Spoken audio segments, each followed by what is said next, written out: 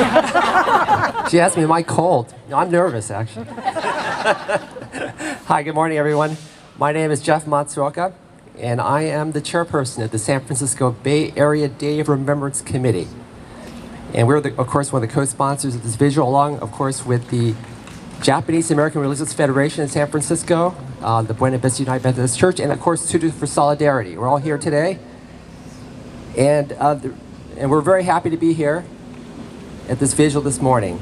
Around this time every year, Japanese American communities around this country gather to commemorate the signing of Executive Order 9066 by President Franklin D. Roosevelt on February 19, 1942.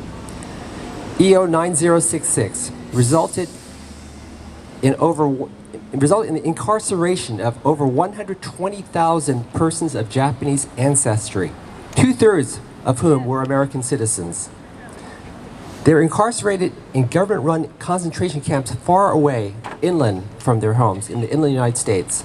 In addition, up to 5,000 Latin Americans of Japanese descent were deported from their native lands and brought to the United States forcibly to be imprisoned in concentration camps operated by the INS and the Department of Justice. I, by the way, am a descendant of one of those deportees. My mother actually was born in Peru, if you can believe it, but she was brought to Crystal City, Texas, along with her family. An amazing story. These egregious actions were justified in the name of national security in an atmosphere of racial discrimination, wartime hysteria, and failure of political leadership. This trauma truly damaged our community. Many lost their property and their lifetime earnings, and families were torn apart.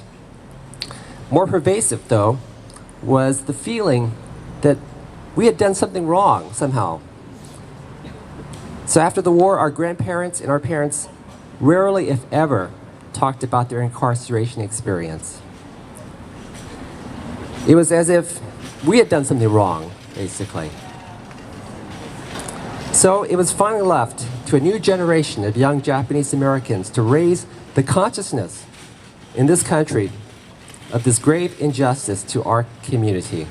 Thanks to them, we came together to fight for reparations and an apology from the government, which ultimately resulted in the passage of the Civil Liberties Act of 1988, signed into law by, if you can believe it, Ronald Reagan.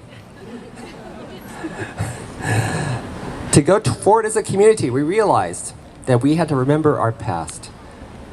41 years ago, the Japanese Americans of the Bay Area gathered for the first Bay Area Day of Remembrance at, where else? The Tanforan. Actually, the Tanforan racetrack. I, like Peter, I didn't realize, that was a racetrack. I thought it was a shopping center, basically. But in fact, it was a racetrack in 1942. And it was one of the first places that the Bay Area Japanese Americans were actually taken. They actually lived in horse stables there, waiting for transport, basically, to the concentration camps further inland. So 41 years ago that day at Tanforan, we as a community vowed to never forget, to always remember the sacrifices of our forebears.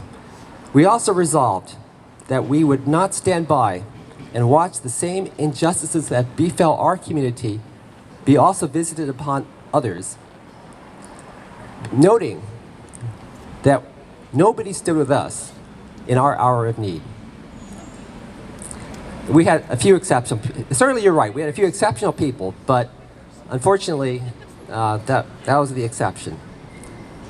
So, today, as we look around, unfortunately, we see the same forces of xenophobia, hysteria, and lack of political leadership being unleashed by our government, this time on refugees who, like our Issei forebears, came to this country for a better life. We abhor the government policy of family separation and its inhuman treatment of putting children in cages. It seems as if history is repeating itself. But I believe that our Japanese American community's unique experience serves as a living example in America of what could happen when we as a nation do not learn from history. If we forget our past, we have no future. So first, I really want to thank all of you for being here today, since your being here means that we all still remember. Never again is now. Thank you.